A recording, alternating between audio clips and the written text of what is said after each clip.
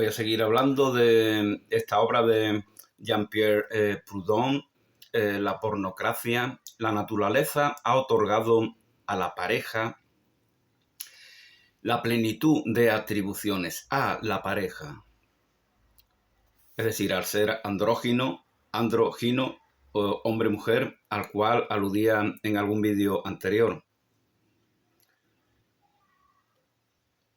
Toda mujer que busca emancipación ha perdido ipso facto la salud del alma, la lucidez del espíritu y la virginidad del corazón. Eso piensa Proudhon.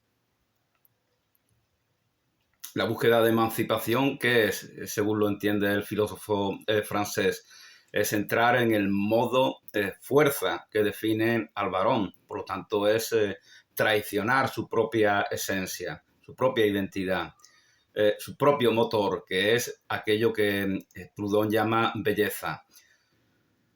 Y entonces se pone en modo disputa, en modo combate con los hombres, que como bien decía Proudhon, es lo que comúnmente suelen hacer los hombres entre ellos. Hay una actitud competitiva.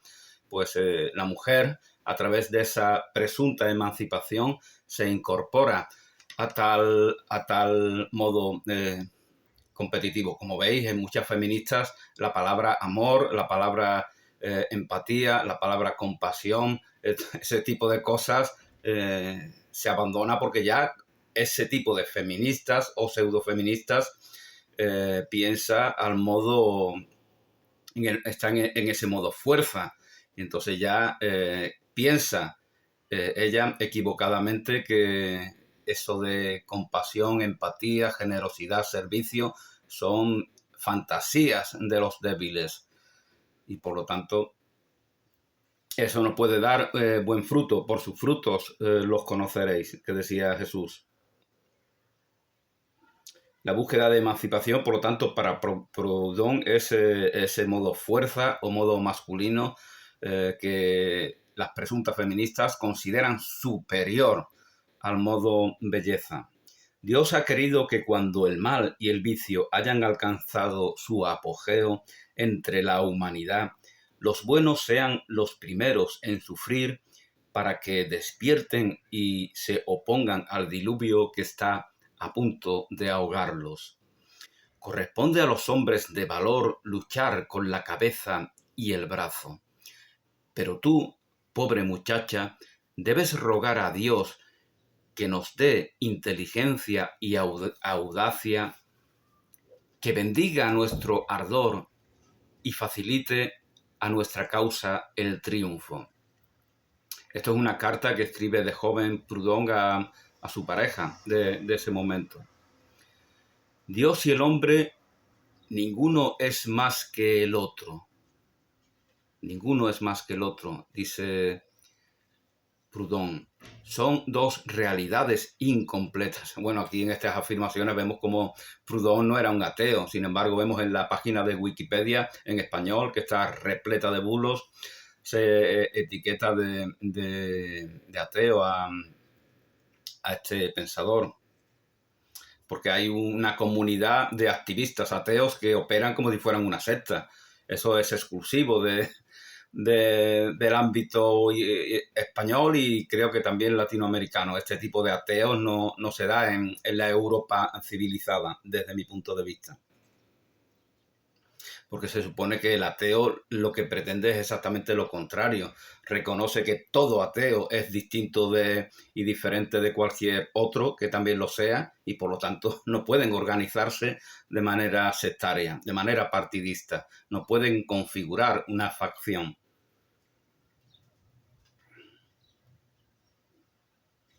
Bueno, como os comentaba, Dios y el hombre, ninguno es más que el otro, son dos realidades incompletas, que no tienen plenitud de existencia, no tienen plenitud. Completamos a Dios. Esto me recuerda a algún que otro texto místico. Dios nos necesita. Dios es expresión de su propia creación. Su creación crea a Dios. Es una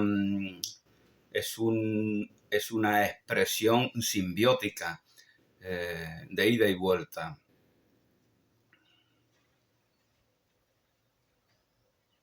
Esto escribe Proudhon en su diario. Dios, porque era un tipo que escribía muchísimo, ¿no? Y entonces se pasó su vida también escribiendo su diario. Dios quiera que siga siendo tan sabio como tú. Esto le dice a Michelet, a pesar de lo cual tenía sus diferencias, como comentaba en el vídeo anterior. Hoy sé que fue lo que a los 20 años hizo que mi espíritu estuviera tan lleno. Hoy sé qué fue lo que a los 20 años hizo que mi espíritu estuviera tan lleno, tan enamorado, tan embelesado. ¿Qué fue lo que hizo que las mujeres me parecieran tan angelicales, tan divinas? ¿Qué fue lo que en mis sueños de amor, en los que la fe en Dios, en el alma inmortal, en la práctica religiosa se mezclaba y combinaba con la fe en el amor infinito, se mezclaba con la fe en el amor infinito, hizo que mi religión fuera tan preciosa para mí? Ahora lo sé, dice Proudhon. Yo era cristiano porque estaba enamorado, enamorado porque era cristiano. Relaciona el amor, esto nos recuerda a Víctor Hugo, ¿no? Cuando en Los Miserables, pues en los vídeos que hice sobre esta obra me refería a ello. Entiende que el enamoramiento de los jóvenes es un camino forjado por el mismísimo Dios para que lleguen a su plenitud, a su comprensión de sí mismos, hacia el mismo Dios, hacia la misma divinidad. Por lo tanto, no es como lo que se decía del amor medieval o un tipo de ello, el amor caballeresco que se le presuponía desde cierta perspectiva como un desafío a la divinidad. Al convertir a la mujer de la que me enamoro en mi diosa, eso es algo blasfemo, ¿no? Algo así se decía. Víctor Hugo lo interpreta exactamente al contrario. La vida plena en el hombre consiste en tres cosas a satisfacción. Consiste en la satisfacción de tres condiciones. La vida plena consiste en satisfacer tres condiciones. ¿Cuáles? Amor y fraternidad y familia. Esa es la primera. Amor, paternidad, familia. Trabajo y comunión social. Eso pensaba Proudhon. Propiedad privada. En estas cosas sigo siendo de la religión de Cristo. En estas cosas, en lo que se refiere a la idea de propiedad privada, milito en esa religión, en la religión cristiana, que recomendó Jesucristo el desprendimiento, que predica la modestia, la sencillez de espíritu y la pobreza del corazón. La mujer que reza es sublime, pero un hombre de rodillas es tan ridículo como un hombre que hace una cabriola. Así piensa, no es partidario de que el hombre se arrodille. Piensa que está haciendo sombra a ese motor que configura, que determina su identidad como varón, su rol como hombre. El progreso de la justicia es la humanidad. En la humanidad, el progreso de la justicia en la humanidad es el principio y fin de todas las cosas. El sexo masculino tiene más potencia, el femenino más belleza e ideal. Según el doctor Clavel, el carácter inglés peca en exceso de virilidad. Ya habíamos comentado que el carácter francés, Francia de por sí, el pueblo, la nación francesa era mujer, según Proudhon. Mientras el francés lo hace en feminización. El tipo germánico parece el más equilibrado. Eso piensa él. Yo no estoy de acuerdo, verdaderamente. Al menos lo vimos en la Alemania nacionalsocialista es un exceso de distorsión masculina llevada al extremo, de ahí esa crueldad, de ahí esos crímenes horribles que se cometen. En España también lo vimos con la guerra civil. Según Proudhon, la nación francesa se viriliza desde la muerte del cardenal Fleury en 1743 hasta la de Luis XVIII en 1824. En esos 80 años se produce, según Proudhon, una virilización de la nación francesa. Feminización supone oscilar desde la fuerza a la belleza, de la política al arte. La política es masculina, el arte es femenino. Del derecho al ideal. El derecho es masculino, el ideal es femenino. Dios, nos había comentado, es ideal. Es un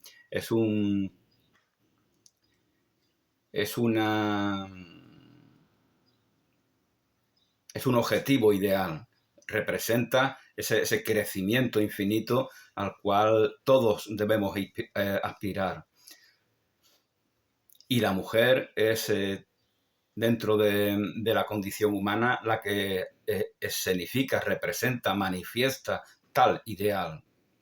Por lo tanto, la palabra ideal, en este caso, tiene una connotación fructífera, una connotación efectiva, eficiente. Al contrario de cuando se da la distorsión, cuando el idealista distorsiona ese objetivo, ese propósito, y lo confunde con sus fantasías y elucubraciones ociosas.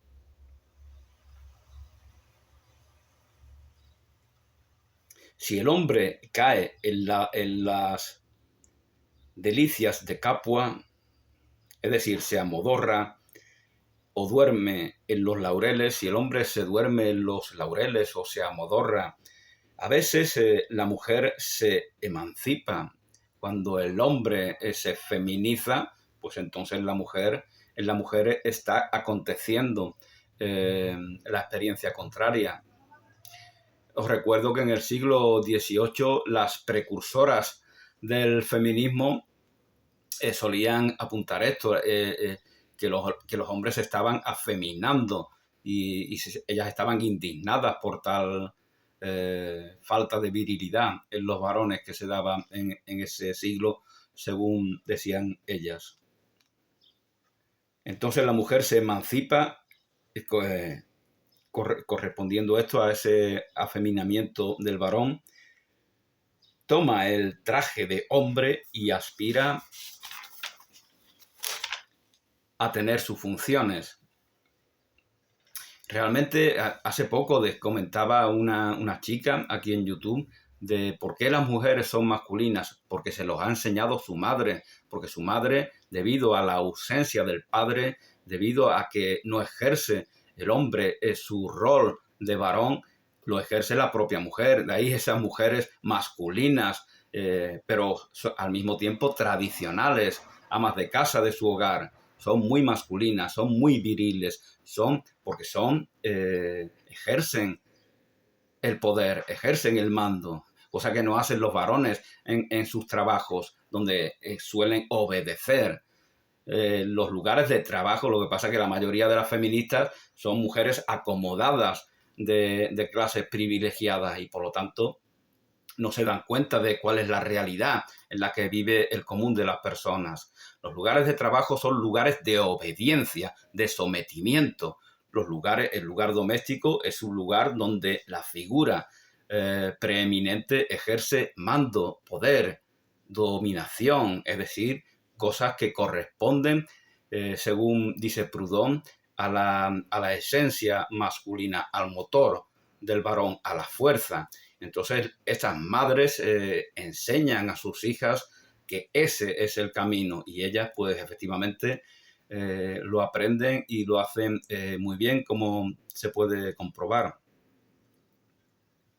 Y ya tienen la convicción de que efectivamente solo la fuerza es válida, que la belleza es un ideal absurdo, ridículo, fantasioso, evasivo, algo para los débiles, como el amor, como la bondad, como la empatía, como la compasión, como el servicio. Todo eso son tonterías de los débiles. Los nazis decían cosas así.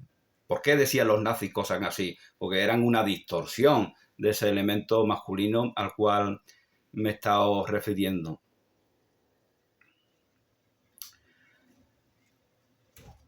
El mundo que ve indiferente la caída de la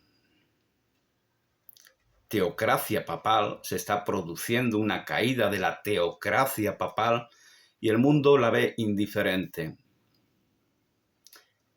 Vuelve la espalda a la pornocracia malthusiana. La pornocracia malthusiana está en relación con esa caída de la teocracia papal. Las nuevas circunstancias impiden al Papa ejercer el rol que tradicionalmente ha ejercido. Las prostitutas se deforman, adquieren el mirar, la voz y los modales de los hombres. No solamente esas amas de casa se conviertan como hombres, sino que aún más las mujeres que caen en la prostitución o que son forzadas a ella, cosa que sigue ocurriendo en millones de mujeres en este mundo, dicho sea de paso. Se deforman, adquieren el mirar, la voz y los modales de los hombres porque conviven con ellos permanentemente. Entonces pierden su feminidad. Y lo vemos muchas veces, estos onlys, estas páginas azules que dicen, vemos como hay mujeres que son muy masculinas verdaderamente. A ellas las mueve ese motor de la voluntad, de la fuerza, del carácter. No es la belleza lo que ellas están compartiendo, lo que a ellas les mueve verdaderamente. Y es curioso que y eso también denota el afeminamiento del varón, que no significa que se vuelva homosexual, sigue siendo atraído sobre las mujeres, es más atraído por ellas, pues ya no tiene potestad sobre sus emociones, ya no tiene contingencia con respecto a sus deseos sexuales. Entonces es débil y es manipulable y es fácilmente atraído por esa mujer masculina que a través de sus desnudos, a través de sus provocaciones en esas páginas, pues consigue hacer negocio con ellos. Las prostitutas se deforman, adquieren el mirar, la voz y los modales de los hombres y no conservan de su sexo sino lo estricto necesario. Solamente lo estricto, porque evidentemente toda mujer es siempre mujer, todo hombre es siempre hombre. Por mucho que nos afeminemos, conservamos aún cierta esencia masculina y de ahí esa obsesión con la supervivencia, porque se trata, es un valor normalizado en esta época, eso de sobrevivir. Como bien diría el mismísimo Darwin, hay una obsesión con la supervivencia y sobre esa obsesión va construyendo sus propias conclusiones. No hay amor gratuito excepto el matrimonio, solamente no hay prostitución, solamente no hay comercio, solamente no hay mercantilismo en el amor dentro del matrimonio, así piensa Proudhon.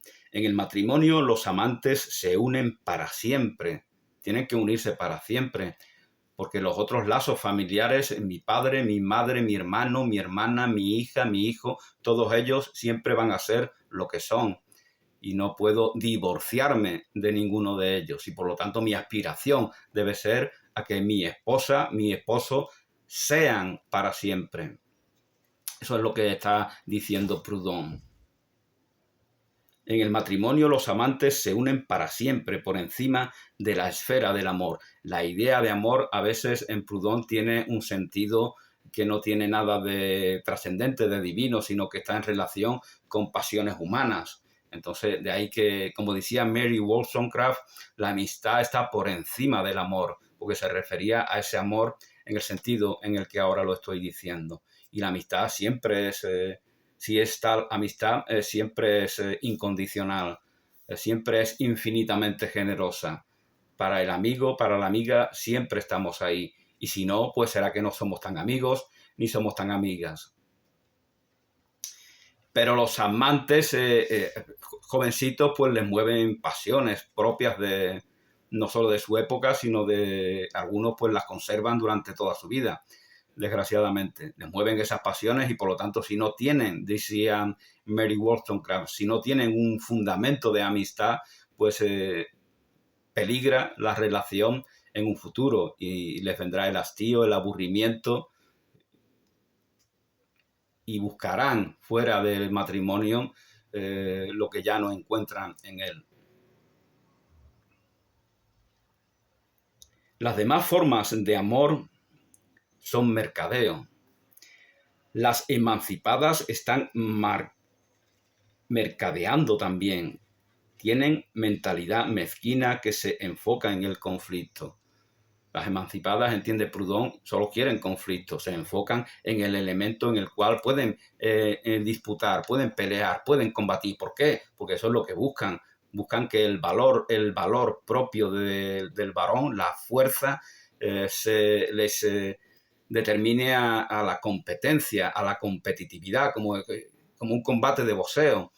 Entonces, y no se dan cuenta de que, gracias a Dios, la mayoría de las mujeres no son así, y por lo tanto, de ahí que diga Proudhon que enferman, porque si quieren imitar a estas mujeres, que a lo mejor hay algunas a las cuales ese motor de la competitividad les viene bien, si el resto de las mujeres quieren imitarla, se exponen a enfermar porque están combatiendo, no a ningún varón que esté allá afuera, no a ningún machismo, están combatiendo su propia esencia. Y por lo tanto se están perjudicando hasta el extremo de poder enfermar, como decía el autor francés. El trato permanente con los hombres degrada a la mujer. Fijaos, como él mismo dice, ¿a quién está despreciando? Realmente es al varón. Si el trato conmigo, que soy hombre, degrada a la mujer, ¿quién sale mal parado?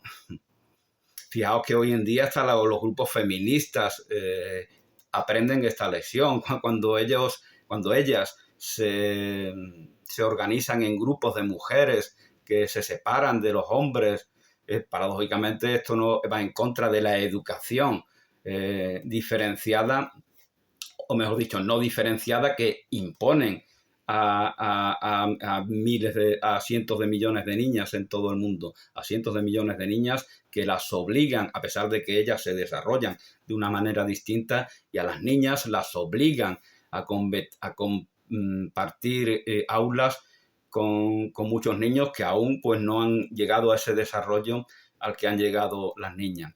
Sin embargo, paradójicamente, para ellas sí que crean espacios segregados donde departen entre ellas, entre sí.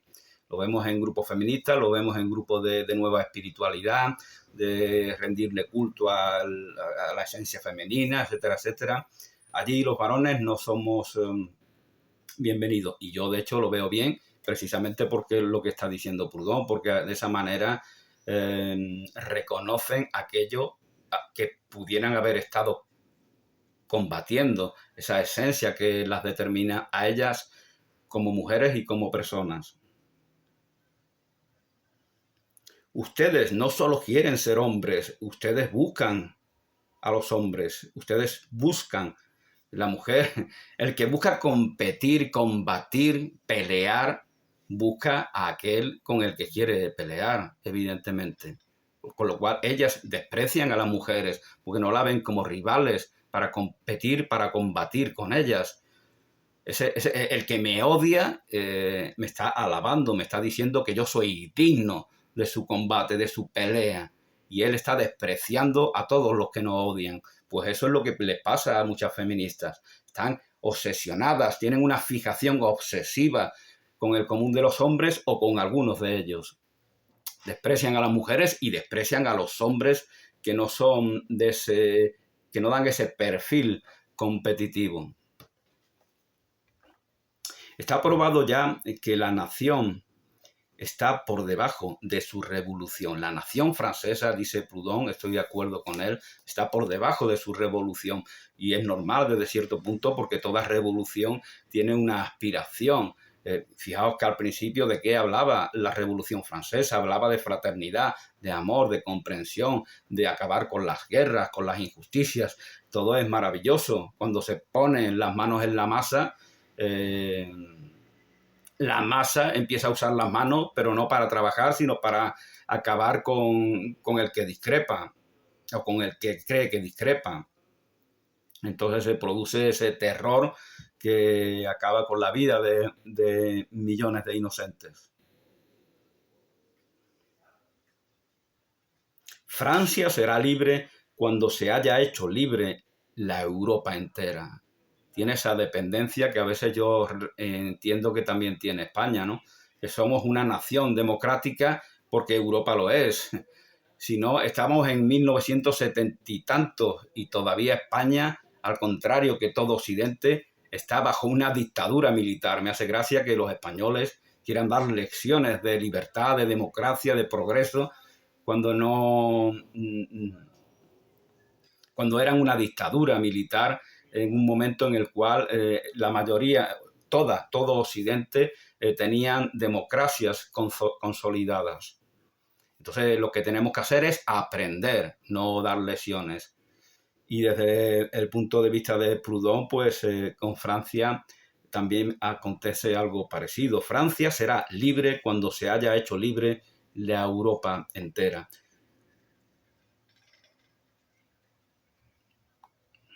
El culto del amor y la voluptuosidad es el cáncer de la nación francesa. Eso piensa Proudhon y no es el único que lo piensa así. En realidad, uno no se prostituye a otro, se prostituye a sí mismo. Uno no se prostituye a otro, sino que se está prostituyendo a sí mismo al traicionar su esencia, su naturaleza, su identidad. Quiere ser lo que se le imponga desde afuera, como esas mujeres que antes os comentaba, que siendo extremadamente femeninas, se les convence de que deben ser como otras mujeres masculinas son. Entonces ellas son las que más sufren verdaderamente. Lo paradójico es que todo el mundo puede acceder a la distinción en una sociedad corrupta. Todo el mundo puede, es una paradoja. En una sociedad corrupta, como desde mi punto de vista es esta nación española, cualquiera puede destacar.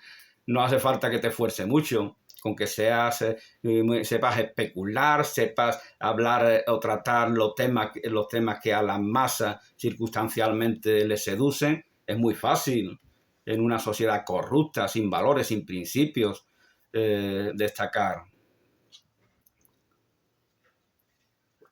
Esa es una paradoja.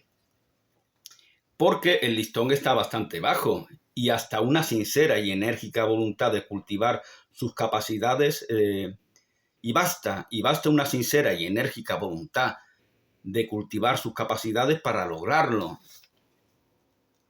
Cuanto más bajo esté el listón, pues más fácil es que se le reconozca mérito al mediocre, evidentemente. Sería más difícil obtener la sociedad, se dirá, en una sociedad formada principalmente por gente de bien. Claro, entonces, ¿qué replicarían a esto que decía Proudhon? Entonces es más difícil destacar. ¿Para qué queremos una sociedad avanzada, de un nivel alto? ¿Para qué las queremos si va a ser más difícil para el común de las personas destacar? Yo respondo, seamos todos gente de bien y gozaremos de algo más que de la distinción. ¿Para qué queremos distinción? Porque queremos sentirnos superiores a nuestros semejantes. Esa es la única...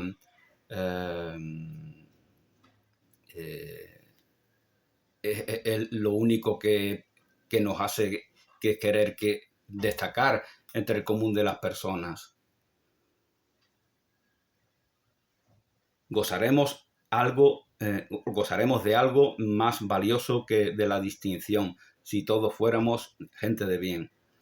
Proudhon habla de cómo en América los propietarios de esclavos las prostituyen, porque así ganan más dinero. ¿De dónde viene la expresión trata de blancas? pues que los dueños, entre comillas, porque nadie es dueño de nadie, y menos estas personas que ni siquiera lo son, de su corazón y de su persona. Bueno, pues estos tipos, estos negreros, vendían prostituían a estas mujeres de color, y de ahí viene la expresión trata de blancas. Los clientes, los puteros de la época demandaban mujeres blancas, y de ahí se inicia el comercio de las mafias, que sigue vigente hoy en día. Empiezan a traer mujeres latinas, rusas, asiáticas,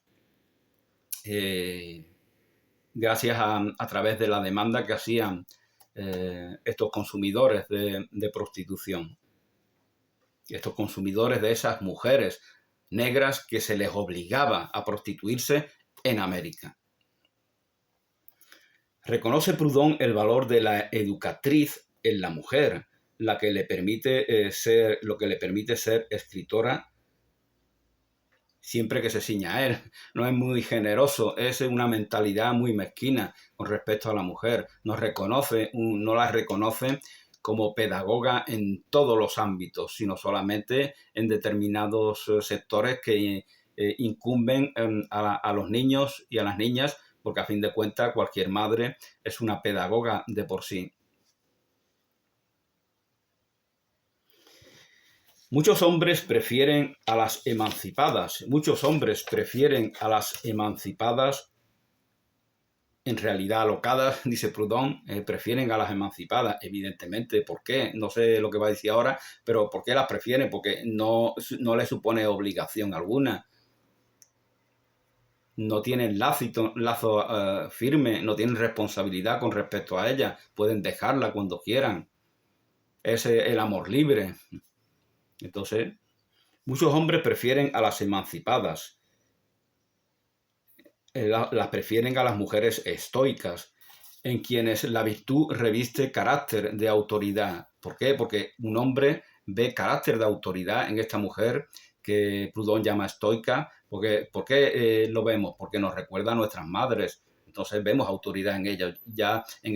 Ya había comentado en alguna ocasión cómo en algunas fábricas ponían, donde había mucho conflicto, ponían como supervisor, como gerente, como autoridad inmediata a una mujer, y eso solucionaba en muchas ocasiones el problema. ¿Por qué? Porque la veían como una madre, como una autoridad materna, y ante ella el monstruo varonil que se había predispuesto para el conflicto, pues queda un poco domado, domesticado. Entonces se recupera ese ambiente cordial gracias a esa autoridad de la mujer. Pero, dice Proudhon, se trata de una autoridad que no es la de una mujer emancipada o presuntamente emancipada. Él se está refiriendo sobre todo a las artistas, y habla de la vida, de cómo viven las artistas, ¿no? Y por qué en el siglo XV, XVI, XVII incluso, las mujeres en muchos países, en Inglaterra, en Francia, que no sé si en España también, tenían prohibido actuar en los teatros. Y él dice que se ve claramente que la mujer en esa convivencia con hombres se degrada, y por lo tanto ese era el principal motivo, según lo entiende él. Un marido engañado por su mujer puede guardarla a fin de evitar el escándalo. Un marido engañado por su mujer puede guardarla, callar el problema a fin de evitar el escándalo, pero debe separarse de ella de cuerpo y de corazón. Obrando de otro modo, se envilece y se pierde. Es decir, no se trata aquí de perdón. Tu mujer te es infiel, te ha sido infiel, pues tu mujer no te ama simplemente. No hay un amor real en esa pareja, y por lo tanto, ¿quieres perdonarla? Muy bien, el perdón es un valor muy importante. De esa manera, si perdonamos, pues no cargamos con rencores, con resentimientos, con cuentas pendientes Salimos ganando aquellos que sabemos perdonar y salimos perdiendo aquellos que no sabemos hacerlo. Entonces, pero con esa mujer, tu experiencia con ella es que algo en ti fallido te ha llevado a relacionarte con ella, y ese algo en ti fallido no tiene nada que ver con el amor. Por lo tanto, la relación hay que cortarla, y como Alejandro Magno cortaba el nudo gordiano, con esa misma determinación.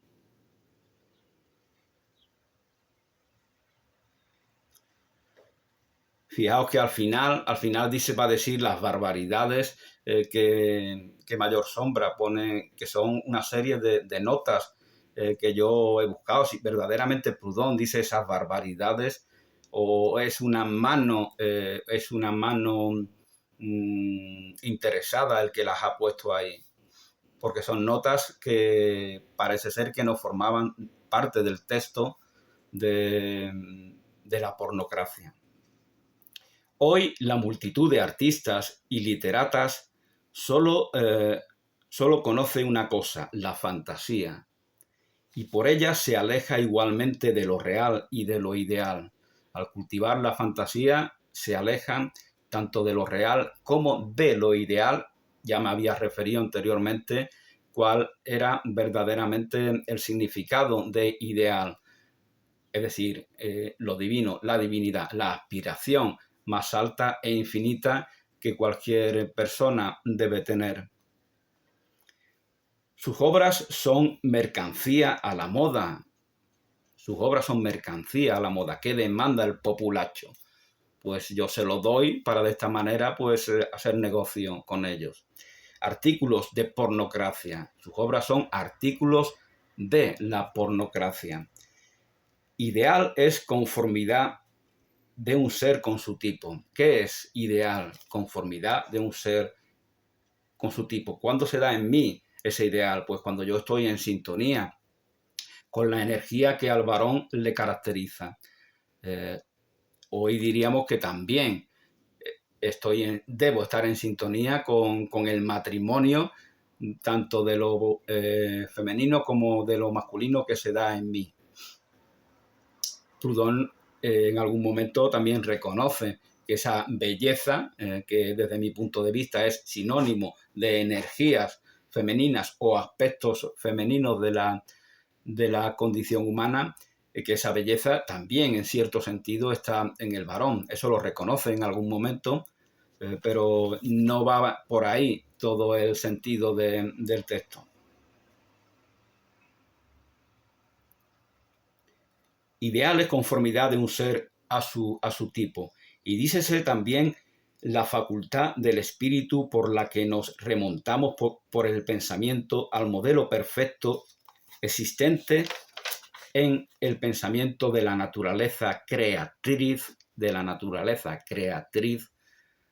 divinidad creadora, en la razón de Dios, Este sentido de ideal pues ya está en relación con el que yo os comentaba anteriormente. Dícese también de ideal la facultad del espíritu por la que nos remontamos por el pensamiento al modelo perfecto existente en el pensamiento de la naturaleza creatriz, en la razón de Dios.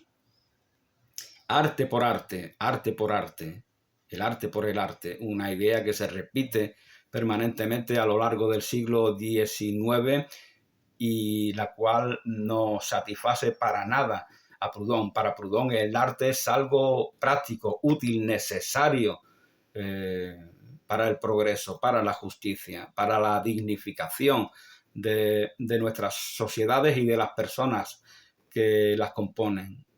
Arte por arte es poder por poder, dinero por dinero, amor por amor, goce por goce. Un paradigma individualista y segregacionista. Cuando se impone ese patrón individualista, yo y yo, y segregacionista, mi identidad está separada. El individuo siempre ha luchado por separarse de la tribu, como decía Nietzsche, en el mejor sentido de esta frase, que tal vez no sea la que pretendía Nietzsche al escribirla, en el peor sentido, el individuo no está reconociendo lo que recibe de la tribu y por lo tanto eso le predispone a estar en combate, se victimiza ante la tribu. Y este es el individualismo y el segregacionismo que impera en los que hablan de arte por arte, goce por goce, amor por amor, dinero por dinero. Ese paradigma pornocrático que se va imponiendo en el mundo. Cosas en que el marido puede... Bueno, esta es la terrible frase a la cual me refería anteriormente. Dice Proudhon en alguna de sus notas añadidas al texto, al final del mismo. Cosas en que el marido puede matar a su mujer. Adulterio, impudicia, traición, borrachera, insumisión obstinada, robo o dilapidación. Si yo fuera mujer, pues me habrían matado. Mi marido me habría matado un montón de veces si esta obsesión. Fijaos quién está escribiendo esto y cuándo lo está escribiendo. Es un hombre casado con 3 niñas pequeñas. Está diciendo que el futuro marido de esas niñas pequeñas tiene derecho a asesinarlas. Es decir, por eso es que yo dudaba de que pudiera haber escrito tal cosa. El cuadro más famoso de Proudhon, y lo podéis ver en la miniatura, ahí aparece Proudhon, pero no aparecen 2 de sus niñas que están jugando en ese jardín donde está el autor con sus niñas. ¿Cómo un hombre que se hace llamar pacífico y pacifista puede hablar así? Como un hombre que se hace llamar, un hombre que defiende el derecho no del hombre de matar a su mujer, sino de la mujer de ser matada por él. El derecho se lo atribuye a la mujer, fijaos en la manera retorcida en la cual habla Proudhon. ¿Cómo un hombre puede decir estas barbaridades y llamarse pacífico y pacifista?